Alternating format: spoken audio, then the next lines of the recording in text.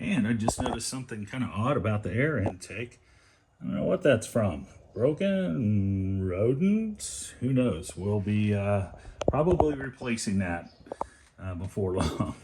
Got the engine cover off. It just pulls right off. It sits on these little knobs here, so you have to tug on it a little bit, but it just comes right off, no bolts. Hi, YouTube. We're here today to talk about a Mercedes GLA 250, the dreaded P052E error code, which is a crankcase ventilation valve malfunction. So here is our patient today. So here's the engine bay of the GLA 250 before we get started, which is a 2015 model GLA 250. This car is kind of a neat little one. It's an edition one. So I'll show it off just a little bit. It's got some special trim on it, like the black mirrors, special wheels, and a special interior, brown leather interior. They made 750 of these when they first kicked off the GLA 250 model line. So it's a great car in great condition. The only problem is it's got that check engine light. It actually has two two codes that we're worried about. I'm going to fix one today. I'm going to fix them both today. One of them, though, is the thermostat. There are other videos on how to do that done by actual trained Mercedes techs. The one I'm going to talk about is the P052E valve for crankcase ventilation has a malfunction. Now, when you take this to the dealer, your car to the dealer with this malfunction code, they're going to tell you that you have to replace this part right here, which is an entire system. And that part alone, let's see, this is FCP Euro, which is about as close as you can find, cheap as you can get it.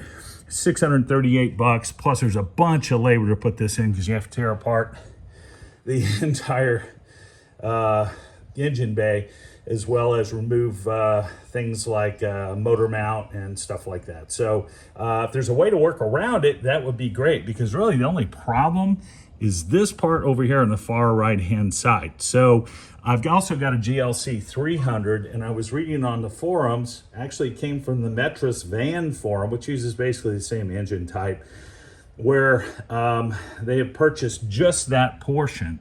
I know there's some discussion on the GLA 250 forums that you can't just replace that, but you know what? That's what they said on the GLC forums as well. They have to replace the whole thing until somebody tried just replacing that and it worked. And then somebody else did and somebody else did.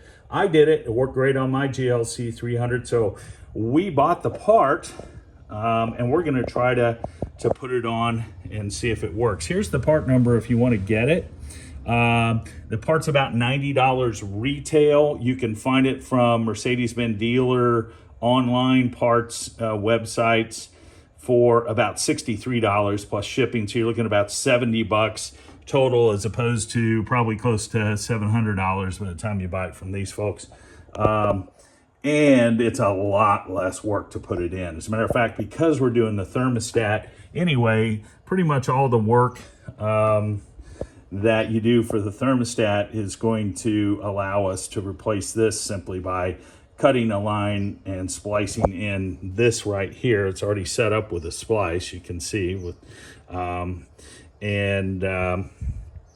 and we may have to reuse the old hose here. At least I had to on my GLC 300, so I got rid of this one-time use fitting and then used trusty number 4 stainless steel worm drive clamp to put the old hose on here. It was no big deal. The toughest part was getting the 10 snips in the engine bay to cut this hose off. Again, no big deal. You can fix this thing for about 70 bucks and probably about 3 or 4 hours of your time, as opposed to $2,000 at the dealer. So let's see if this works, and I'll take you along with me and let you know how it worked out at the end. Thanks very much. So with the engine cover off, you can easily see where if you're replacing the $600 part, it starts here, goes up. This is a pancake valve here. That line there goes down underneath to the air oil separator, which is attached to the engine block underneath. This is the intake manifold. And the part that we're actually going to replace is going to be located right underneath the driver's side end of the air intake manifold. So we got to take this air intake manifold off anyway to get to the thermostat, because the thermostat resides here. You can see the water lines running to it. So we're going to kill two birds with one stone. We're going to replace that thermostat. While we're in there, we're going to replace that valve. And like I said, it worked on my GLC 300. I got to believe, and it's worked for other people, I got to believe it's going to work on here. First thing I'm going to do is unhook the battery. You just need a number 10 for that. As I mentioned earlier, I've got a thermostat error as well, so I'm replacing the thermostat in this car. And you know, when you think about it, the thermostat, actually you're replacing an entire thermostat housing, but still it's not an expensive part. It's around 50 bucks, 75 bucks, depending on which one you buy. You might want to consider, since you're having to go all the way in under the manifold for both of these parts, you might want to consider replacing the valve if you're replacing the thermostat, and vice versa. So, you know, while you're in there type situation. Also, since I'm replacing the thermostat, I'm draining the coolant, but I'm not going to go through and show all the steps that are associated with getting the intake manifold off. There's a couple of good YouTube videos already on how to replace the thermostat, which takes you through the process of getting the intake manifold off, which is what you need to do in order to get to the crankcase ventilation valve that we're going to swap out. So I'm going to pick up, once I get the manifold back off, or get the manifold off, I'll pick up from there to show the replacement procedure for the valve. Jam a cloth under it, keep it from reconnecting at some time while we're beating around in it. Okay, so we just about have the manifold out. Ironically, on the video that I watched about how to swap out the water pump, probably the two most difficult parts that guy had were part of our valve that we're going to transplant. One of them was the wire connection that hooked to the bottom of the manifold on this slider clip right here. So here's our valve, and that harness just slides on from the passenger side when you slide it on to the driver's side. If you're sliding it back off, you slide it toward the passenger side, and it slides on that little clip right there. And boy, it really gave him fits. And then the other thing is this connection here, which we're about to take off, and we'll get this manifold out. Okay, so here is the new part sitting next to the old part. It looks like the flexible rubber is exactly the same, so I'm not going to have to remove the new flexible rubber piece like I did for the GLC 300. You use the old one because it was shaped differently, but that's shaped exactly the same, so that's good. The problem is going to be, or the trouble is going to be, there's an exhaust system down there, so it looks like this hard line is shielded, whereas this hard line is not. So I'm gonna have to figure something out there if I can shield it somehow. But I have to figure something out there. Other than that, looks like it's gonna be a pretty easy transplant. Much easier than a GLC 300 one was. So we've gotten everything loose on the manifold according to the just following the thermostat replacement videos. Relatively straightforward. You have to remove the throttle body. I'll tell you that until later in the thermostat videos. But if you can see, there's our guy right down there. There's our little valve pointing to it that we're going to be swapping out. That's giving us the error code. That's the crankcase vent valve. It actually is attached to the bottom of the manifold with kind of a rubber holding. So I'm gonna finish getting the manifold out. I want to show you where that valve resided. Okay, so now we have our intake manifold out. The two parts I was talking about earlier, that's where one of our tubes hooks in, and our replacement line is going to go in right there. And then the other one, this little slot right here, where that wire harness connects to. So it's kind of interesting. Okay, so this is where it's helpful to have the old part from the GLC 300 to figure out where we can do the splice. So this is where the width of the hard line, just, you know, in the normal middle section of the hard line. And if you look and see on this splice, it goes in there, you know, no problem. There's like extra slack. So what I'm gonna do is I'm gonna try to cut it off right here where this bib is. It'll be the same size bib as what's on the oil separator on the block, and see if I can fit this directly onto it. If I can, then we'll just splice it in literally right at the air oil separator. So here's the old part cut right off at, you know, the bib. I left the old hose over the top of the bib. I don't know that it's probably glued or something on. I don't want to try to get it off because I'm not going to be able to get it off with the air oil separator on the block. But if you look,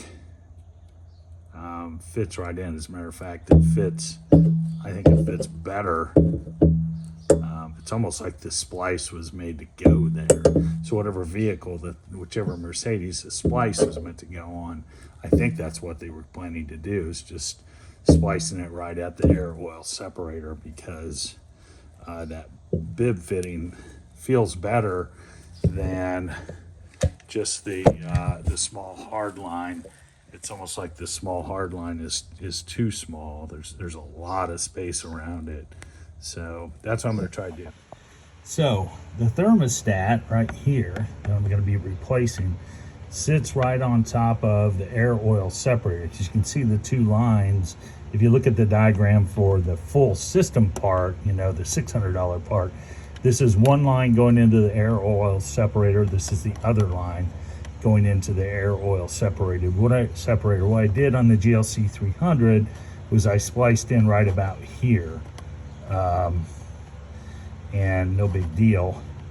And we can still do that here. I don't see that being a problem. The only thing I'm worried about is that heat shield, because the GLC 300 didn't have a heat shield. But that being said, I don't really see any exhaust pipes right up against it. The pipe that's right up against it is simply a water pipe, which obviously can get warm. But you know, that's a rubber pipe under there, so I'm not, or under here, so I'm not that concerned about it melting. So we'll see. I'm gonna take the thermostat off. Got to take it off and replace it anyway. So I'm gonna take that off, and I'll see what it looks like under there, and I'll probably just splice in somewhere right here would be my guess, right about where the heat shield starts. And I'll probably peel this heat shield off and maybe zip tie it, you know, split it and zip tie it, since it's going to be longer. I can probably slide it off and then split the end of it, and so it's still got a heat shield, but over where the splice joint's going to be. In other words, you know, over where here's the new part where this is. I'll probably just, you know, do something, maybe wrap it in foil or split that heat shield and zip tie it on and have the exposed portion away from that water pipe. Okay, so the thermostat is out and we have got plenty of room to work to do our surgery, our transplant surgery on this valve. So this is where we're going to cut to splice, right around in here. And I think I will, you know, I'll just pull this heat shield off and put it back on the new piece. We'll hook this piece up later, and obviously got to take this electrical piece off, which is super easy to do. We know from the GLC 300 that you do have to put a pick on the back side of the electrical connection. and pull up on a little tab on the back side. So there's a gray tab you can see here, but it's just like all the other electrical connections. You pull the gray tab out a little bit with a screwdriver. I can't do it with my fingernails. And you put a little screwdriver back here where my finger is and lift up, and it comes right off. So, all right, I'm gonna go ahead and do that. I'll talk to you in a minute. Okay, so there's our part we're gonna move out. Here's the oil air separator that this part splices into. And based on the size of the splice hose on the new part, I am going to cut off right here where there's that one-time connection that Mercedes says makes it so they have to replace the entire part, and you can't just pay, buy the $63 part. So that's where I'm going to cut. I'm going to cut right there and splice in right there. Okay, I just used a big pair of, heavy-duty pair of scissors to cut the line. And you can see right here, I cut the old one, and I cut it. I left, I don't know, maybe a half inch, quarter of an inch, something like that. So I'm going to pull this out. Then you stick a small screwdriver under the tab in the back. You just separate the gray tab. Here's the wire connector that gave the guy so much trouble on the GLC 300 for him. All right, then the old part comes right out. One thing that's unique, and I noticed this with the GLC 300, there's oil in that connection. It just makes me wonder if it's just the oil that made a bad connection there or something. And it was on the GLC. I would say one other thing. If I was doing this over again, I don't know, I might cut about another half inch farther out on that bib to give it another, half inch further spot to connect. But I think it's still going to be fine. We'll see in a second. So I had to split the heat shrink to get it on the new part, or the heat shield to get it on the new part. I slid right off the old part, this right here. That was no problem. But I went ahead. I think it would have held on just fine because it's fairly thick, and when you press it on, it didn't feel like it's going to move. But I went ahead and threw 3 little zip ties on there to hold the heat shrink in place, or heat shield in place. All right, tell me to install. All right, there's the new part, the valve with the new thermostat in. All right, so the new part's in. I've got it installed. Went on just fine. The only thing I had a little bit of trouble with is getting that Mercedes clamp to snap shut. And you just got to kind of grab it with some pliers and use a screwdriver to release the tension on it. Now it's time to put the thermostat in and wrap it up.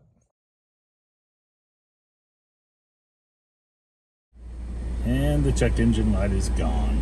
We've still got the P6 or P06DA, which apparently is a code that will never go away. The GLC 300 has it as well, but it doesn't throw a check engine light. All right.